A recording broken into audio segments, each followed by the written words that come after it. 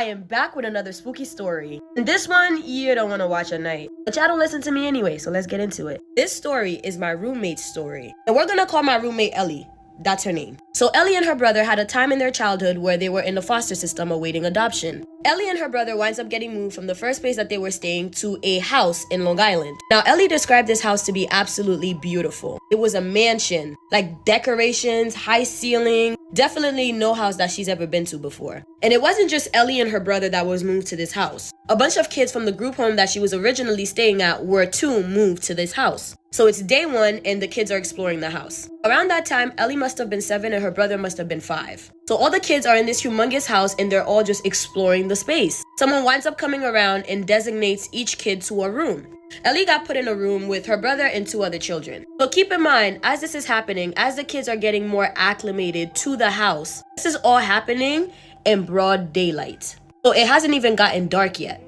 Kids get put into their rooms to put their stuff down, and they notice the closet in the room. The closet was closed, but for some reason, the kids, they seemed to be intrigued by this closet. So they decided that they were actually going to open the closet and go through it and just see what's in there. And before I tell you guys what happened, I want you guys to be able to picture the closet. The closet had shelves. And what the kids at the time did not know was that the last shelf on the closet actually led up to an attic.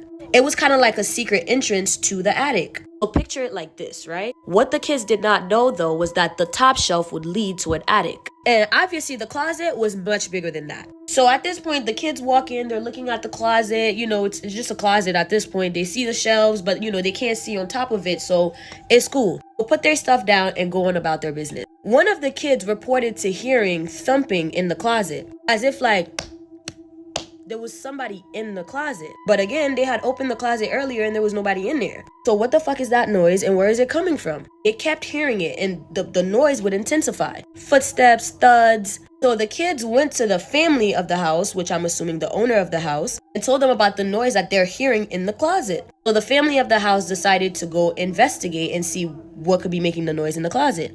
So Ellie and her brother, being nosy, decided to go with the family to go check out what it was that was making the noise in the closet. So they opened the closet door and they walk in and everybody's just looking. So Ellie and her brother are standing there just looking around and the family is looking around with them investigating. It seems like the noise and the stomping is coming from up. So one of the members from the family picked one of the kids up so they can be able to get a better view of what was going on up there. So as the little boy is reaching up there to see what's going on, just like a scary movie, y'all, why the little boy got snatched into the attic. Ellie and her brother saw this with their own 2 eyes. They stood there and they watched this little boy literally get yanked and pulled into the attic. Everybody starts freaking out.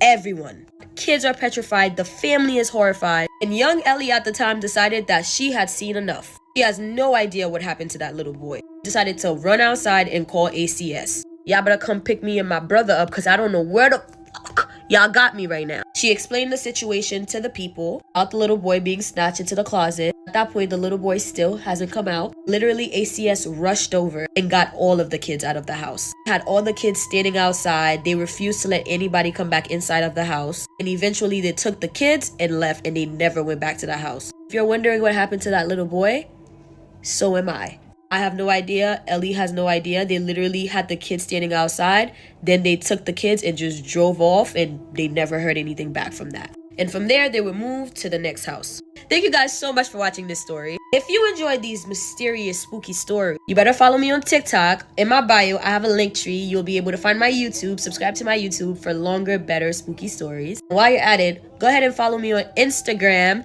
just so that I know that it's real. Please. This one was definitely a spooky one. If you have a spooky story that you think is interesting enough that you'd like me to tell, feel free to DM me that story on Instagram or send me a voice note. I like those better. So seriously, if your grammar is ass, just send me a voice note.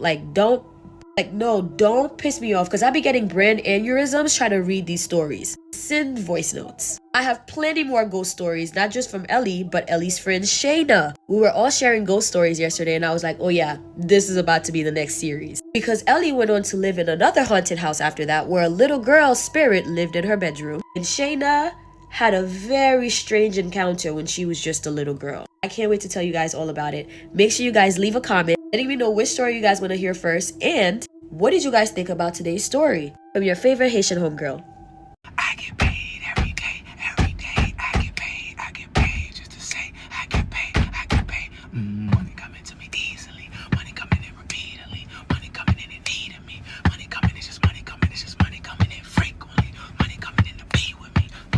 Okay, so if you scare easily, just don't watch this video. So why was I in the kitchen doing the dishes, right? Just doing the dishes, and I hear my sister call my name. She's like, Indira, Indira. And I'm like, yeah, I'm coming, right? So I continue to do the dishes, but I know how my sister is. Like, when she call, I'm coming. So I go in the living room, and I'm like, yeah, like, what happened? She was like, what? I'm like, yeah, what happened? Like, you good? She's like, I didn't call you. I was like, yes, you did. You said Indira, Indira. She's like, no, I didn't call you. I said, stop playing. Because we play a lot. Like, we're a playful family. Like, we play 24/8. She's like, no, for real. I didn't call you. I said, yes, you did. She said, no, I didn't. I didn't call you. And mind you, she said my name clearly. It was clear as day. I know how my sister's voice sound. She said, Indira, Indira. Like, what? I have a creepy story time. If this is the type of content that you're into, feel free to follow along. I post a scary story every single day. The person who submitted this wishes to remain anonymous, so for the sake of the story, let's call him Victor. Now, Victor is a medium, which means that he is able to help people who have recently lost a loved one in order to deliver a message, or if they're having any type of experiences in their home. Back in 2006, him, his wife, and daughter had recently moved to Texas. Around this time is when they came across a family that were having issues in their home. It started off very small, like pictures falling off the wall, dishes were being moved, and keys were going missing, but nothing too crazy, just mainly annoying. But as time went on, it started to get worse. Victor was called, so he decided to go over there and take a walk around. The minute Victor walked into this house, he felt it. Now, this family had 2 young children. One was about 4, the other one was 6. So Victor suggested that they lay baby powder on the ground to try to eliminate some of the noises and the things going missing, to see if it was maybe the kids messing around. The next day at about 9 a.m., Victor gets a call from the family. He ends up going to the house. When he walks in, they show him one of the rooms where they lay the baby powder, and very clearly in cursive, the name Casey has been written out. Now, Casey happened to be Victor's daughter's name, and there was no way that anyone in the house could have been the one to write it out, because there were no footsteps around the name, 1, and 2, no one in the house knew his daughter's name. So Victor asks the family, you guys know anyone by the name of Casey? The family all responds with, no, we don't know anyone by that name. Victor then tells the family that he cannot help them and starts to quickly leave the house. The family, of course, asks, why can't you help us, and who's Casey? Victor explains to them that Casey is his daughter's name, and the fact that his daughter's name was written in cursive on the ground to him is a warning. Victor believed that this was a D word that was trying to come after him because he was helping the family. It's time for another scary story. This story takes place at my grandma's house, specifically in Maryvale area in Phoenix, Arizona. So this house has a lot of scary stories, but let me tell you the few scary stories that are very similar to each other that happened throughout the years. So there was this one specific time, one of my grandma's sisters was living with her at the time, and she would get home around 2 a.m. in the morning from work. When she got home from work, she stated that she heard knocking coming from the glass sliding doors to the backyard. As she got closer, she said that she saw that it was a little boy knocking on the door. He was looking into the glass sliding doors and knocking at the same time. She stated that she turned on the lights to get a better view of the kid, but she said when she turned on the lights, he wasn't there anymore. That she went to the backyard, and when she went back there was nobody. It was empty, nobody was out there, so she just left back inside. That is so creepy, right? Wait, it gets creepier. This one time, my uncle, which is my dad's brother, was living with my grandma at the time. He stated that he was in his room with the door open, laying in his bed, so he had a view of the hallway from his bed since his door was open, you know. He stated that he saw a little boy peek into his room and just run back to the hallway towards the living room. He assumed it was me and my siblings with my parents for a surprise visit, like we always did. We always went for surprise visits to go see them. He was wrong. He got up after he saw the boy running towards the living room, and he said that when he checked the whole house, there was nobody there. He said that he checked the doors, they were all locked. He checked the windows, they were all shut, closed, and locked as well. He right away got creeped out. He ended up waiting in the front yard for my grandma to get home because he was that scared. Wait, there's more. There was this one specific time my great-grandparents were visiting from Mexico, and they always stayed with my grandma. My grandma said that late at night, my great-grandpa woke up yelling with pain. She obviously ran to him and said, "What is going on? What is wrong?" My great-grandpa told her that there was a little boy sitting on his leg and that it was hurting to get him off. My grandpa insisted on her getting that boy that was not even on his leg off of him. Guys, my grandma said she was so scared because there was nobody on his leg. She was so creeped out. There was this other time my grandma had her brother and his wife visiting her, and they had a young boy that was around 4 years old at the time. She said that that young boy interrupted their grown-up conversations and insisted on her to follow him to the hallway because he said that there was a little boy who wanted to talk to her. That boy was asking for Sylvia, which was my grandma. So my grandma said that the little 4-year-old pulled her by her hand and pulled her to the hallway and said, "He wants to talk to you. He's right there." My grandma said there was nobody there, obviously, and she was so creeped out because this isn't the first time she has heard of this little boy in her house. She told him, "There's nobody there." Like, "No, there's nobody there, mijo." Like, she said that he started crying, saying, "Yes, he is. He's right there. He wants to talk to you. Talk to him." One creepy thing about her house that always happens also is it's almost as if a little kid is messing with you. For instance, my uncle, my dad, and a lot of other family members that have stayed at my grandma's, because a lot of people actually have lived with her because she always invited people kindly, like, "You guys can live with me," when they needed somewhere to stay.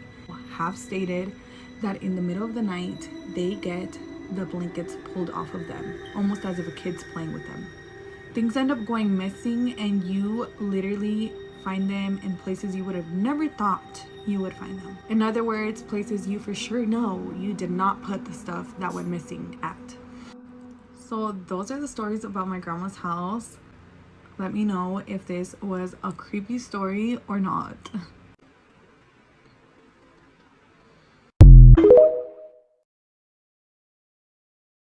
This is the scariest thing that's ever happened to me in my entire life, and I wasn't even planning on making a video today, but I feel like I need to get out of my system because I have been welling up with tears and having full-body chills from being scared. If you know me in real life, that never happens to me, so I feel like I just need to get out of my system.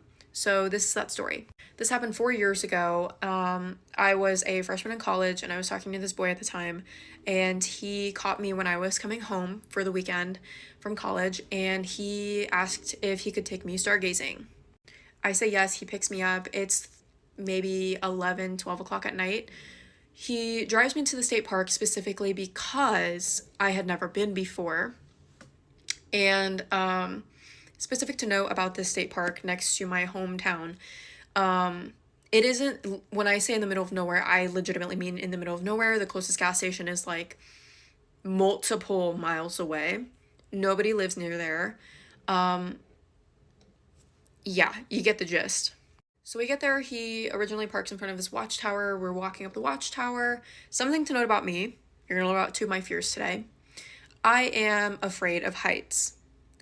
The tower starts shaking from the small amount of wind, and I immediately am like, "Hey, I don't like this. We're about halfway up. I don't like this. Let's go down." So he's like, "Okay, I actually thought you might be scared, so I have an alternate way for us to go look at the stars, but we have to walk through the woods." Usually, and before I get any comments about that, I know, okay? I know.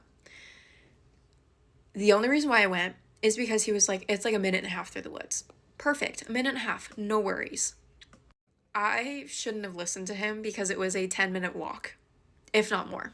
It is so dark in those effing woods that you cannot even see your hand in front of your face.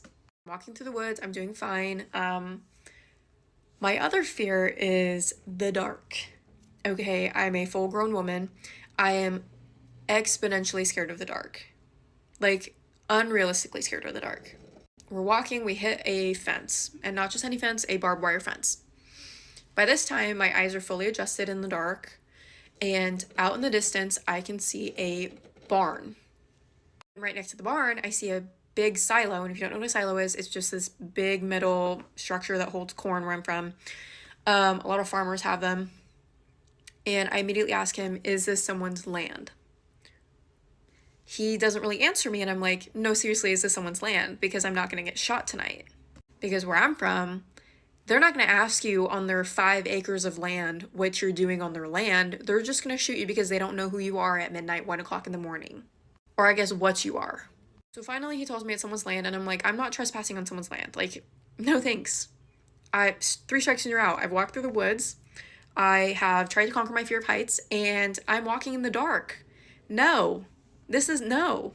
So finally he's like, okay, fine. Like, we'll go back to the car and I'll drive you home. As we're walking, I don't know what it was. The hair on the back of my neck suddenly stood up. I start to feel like someone is watching me. And all my girlies with anxiety like me, you know what I'm talking about. But this was different. This was different. This was like burning 2 holes in the back of my head because they're staring so hard. And it was so bad that I kept turning around and there was literally no one there. My eyes are fully adjusted at this point. There is no one there that I can see.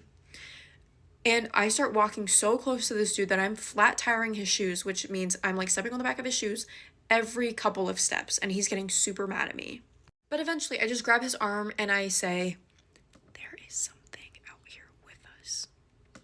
And I made sure to whisper it because at the end of the day, if there is a living human being out there, I don't want them knowing that I feel like something is wrong. And number 2, it was really quiet out there, like deafeningly silent. And he immediately tells me like, Elena, it's okay. Like, your anxiety, it's okay. I understand that you're scared of the dark, but everything's gonna be fine. Like, there's no one else out here. There's no other cars. Everything's gonna be fine. We take probably 3 steps and start to hear rustling. And immediately, this is when my breath literally is taken away. Like, I'm like, I can't breathe. And again, he's like rubbing my back and he's like, it's okay. Like, there is seriously no one else out here. You're gonna be fine. We're walking for maybe a minute. We have our flashlights out.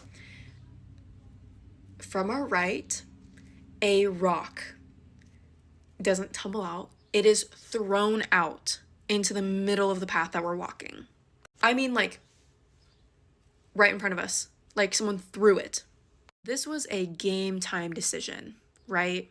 Right. I left him in the woods. I ran so fast, I left him in the woods. I have never ran faster in my entire life. In all my running girlies, I ran for a minute.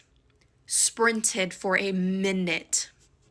I get to his car and I'm trying the door handles and I immediately am going through all these scenarios. I'm like, what am I gonna do if if there is a person in the woods? So I'm trying the door handles. I'm going to like literally every door and all of them are locked. And all of a sudden I hear him giggling and like jogging out of the forest. And he was like, that rabbit really scared me. A rabbit? And I probably look disgusting at this point, but I legitimately lost my mind on him. I was like, since when do rabbits pick up rocks and throw them at people? Since when has that ever happened? But anyways, we get in the car, we drive off. The whole time I'm asking him, what do you think that was? What do you think that was? Do you think that was a real person? Do you think that was a ghost? What was that?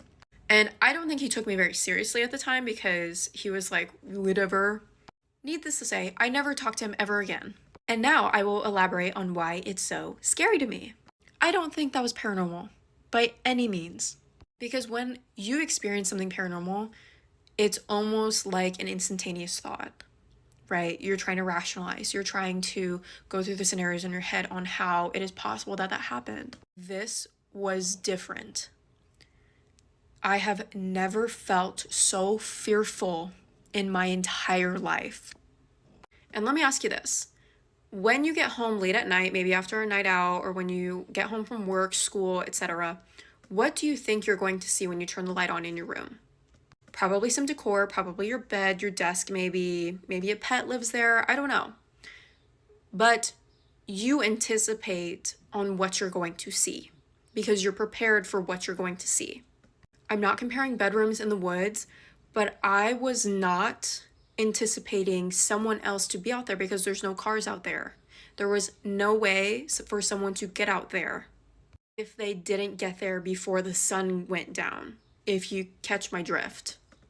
And I think there's something, at the end of the day, there is something so deeply frightening about knowing someone was watching you the whole time.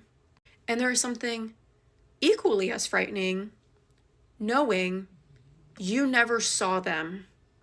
And then you have to think about a plethora of things. Like, why was that person following two teenagers in the woods without making their presence known?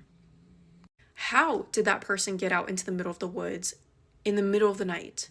I left a key part of the effing story out. When we got there and we got our little pass, the state trooper or whoever was working there told us that we were the last people going in. So be that as you may, moral of the story, you never know.